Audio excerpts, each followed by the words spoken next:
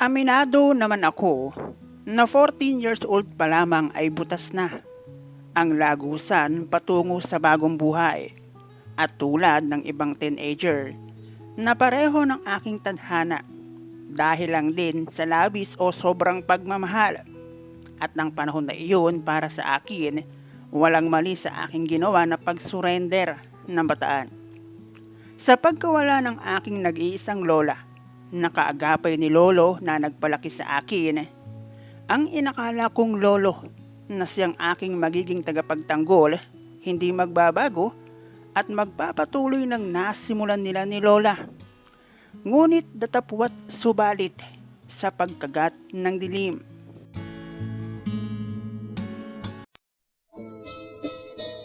Hello guys and welcome dito sa Kasgul TV. At syempre, kung ikaw ay bago dito sa akin channel at trip mo ang ganitong klase ng kwento, palike and subscribe naman dyan. Tawagin mo na lang akong Clara, 33 years old, may asawa at may 2 anak. Lumaki ako at nagkaisip na katulad ng ilan, lolo't lola ang nakagis ng kasama.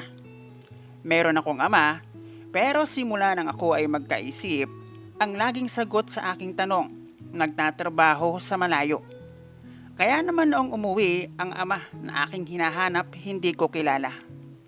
Nasanay akong mas hinahanap ang aking lolo't lola kesa sa aking ama at para sa akin, higit na importante. Nagbibigay ng aking mga kailangan, nagpaaral. Sa kabila ng alam ko na wala silang hanap buhay at ang perang baon na kanilang iniaabot sa akin, bigay lamang din ng aking mga tiyo-tiya na kapatid ni ama. Elementary ako nang dumating si ama na mayroong kasamang babae at ipinakilala bilang kanyang pag-ibig. Walang problema sa akin kahit anong gawin niya dahil yun ang pinili niya. Kahit ang totoo, ang kanyang obligasyon sa akin na nag-iisang anak ay kanyang nalimutan o kinalimutan. Wala akong sama ng loob kay ama, lalo na noong nalaman ko kung ano ang dahilan ng pagkasawi ni ina. Masakit, at iyon ay dahil raw noong ako ay kanyang isilang. At ayon sa aking lolo't lola, ang lahat ng bisyo meron si ama. At ang dahilan ng paglayo niya sa lugar namin ay nagsimula lamang noong iwan siya ni ina.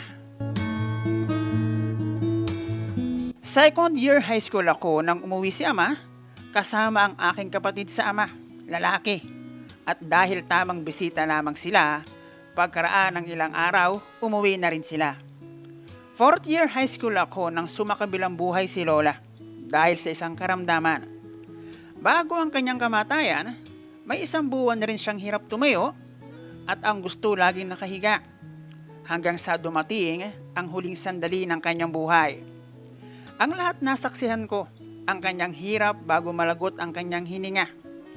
Dobling pasakit ang aking naranasan. Simula kasi nang magkaroon ng karamdaman si lola, ay ako ang kanyang kasama. At isa ang senaryong iyon ng aking buhay na hindi ko malilimutan. Kahit sabing hangad ko ang ginhawa para kay lola. Mabuti na lamang at kahit paano, nakagraduate pa ako noong 4th year sa kabila ng aking madalas na pag-absent. Dahil bata pa lamang ay marunong na ako sa gawaing bahay. Hindi ko naman sinasabing ang pagkawala ni lola ay nakagaan sa akin. Malakas pa naman si lolo at hindi pa rin alalahanin. Maliban na lamang noong unang 1 buwan matapos mawala si lola. Tulad ng dati pagkagising sa umaga, pagkainom ng kape, ay sa kanyang munting taniman na ang punta ni lolo. Naging matahimik man ang bahay pagkawala ni lola, pero hindi kayang pigilan ang ngiti sa amin tuwing aming maaalala ang masasayang araw noong buhay pa ang lola. Noong makagraduate ako ng high school, doon ko nalaman na hindi garantiya ang pagkakaroon ng pamilya o anak para merong mag-alaga sa pagtanda.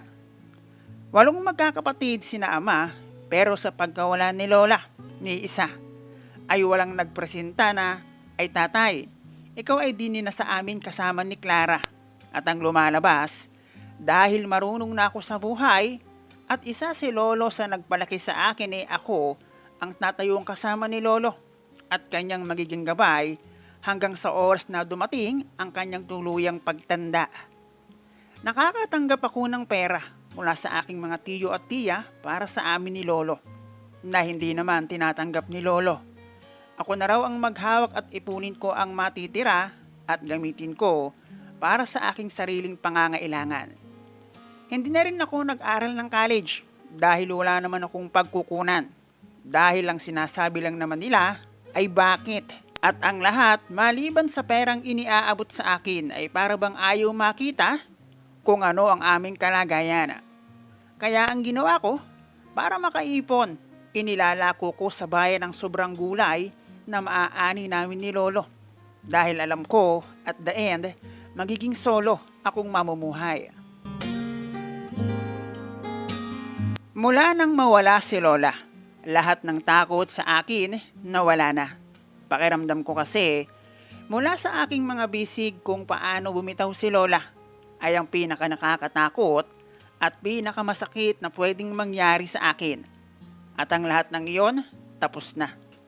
At dahil pareho lamang ng edad si Lolo at Lola, at pareho silang importante sa akin, at alam ko na hindi magtatagal, maaaring si Lolo naman ang mawala.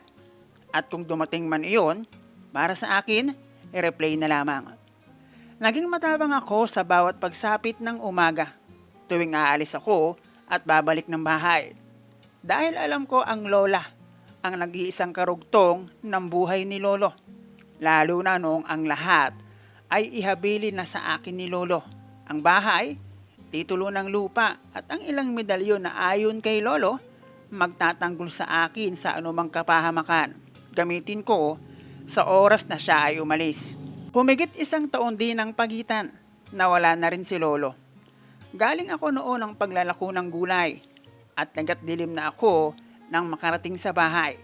Malamig na si Lolo ng aking abutin at tanging isang sulat sa kanyang tabi ang nagparating sa akin ng kanyang mga nais sabihin.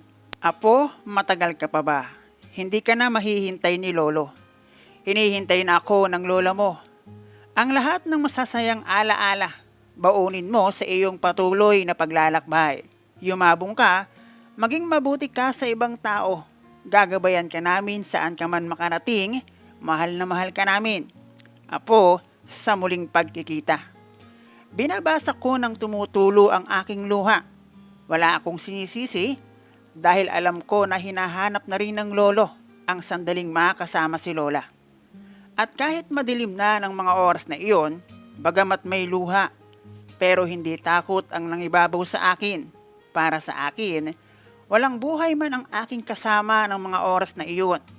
Walang dapat ikatakot, dahil sila ang dahilan kung bakit nadugtungan ang aking buhay. 18 years old ako nang tuluyang maulila sa mga taong nagpalaki sa akin. Matapos ihatid sa huling hantungan si Lolo, ayaw ko mang iwan ng bahay at lugar kung saan ako lumaki, pero pansamantala ay kailangan. Iyon ay para simula ng bagong yugto ng aking buhay. 4 hindi kasama si ama ay gusto akong kunin at kanila daw pag-aaralin. Pero mas pinili ko ang alok ng teacher ko noong high school. Siya ang bahala sa aking pag-aaral sa anumang kurso na aking mapili.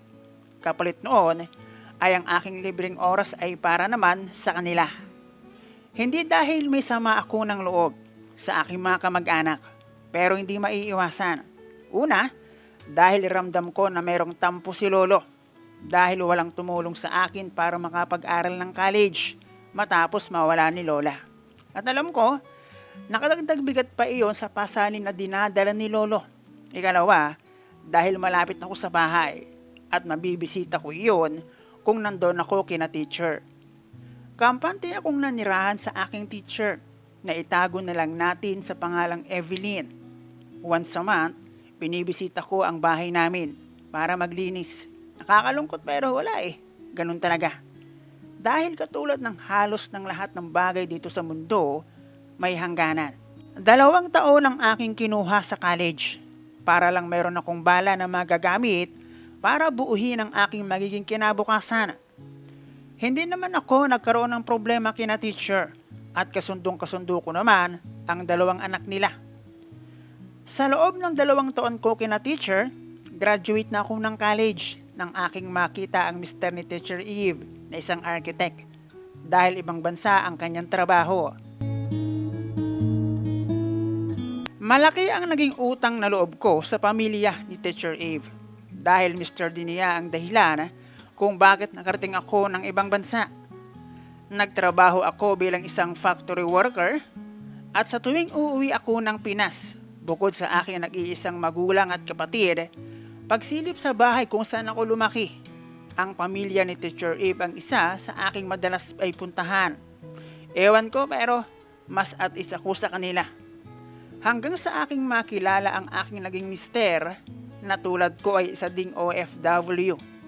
Itago na lang natin sa pangalang Efren.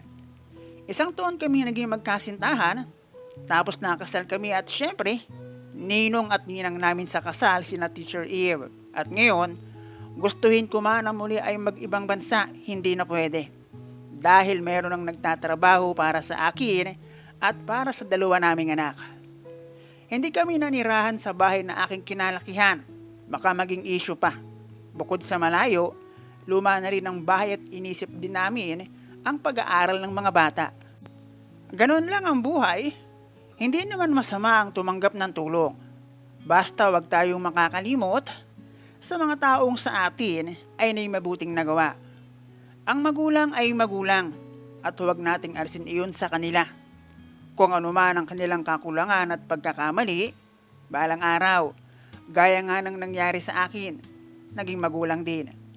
Gawin nating halimbawa para hindi tayo magkamali.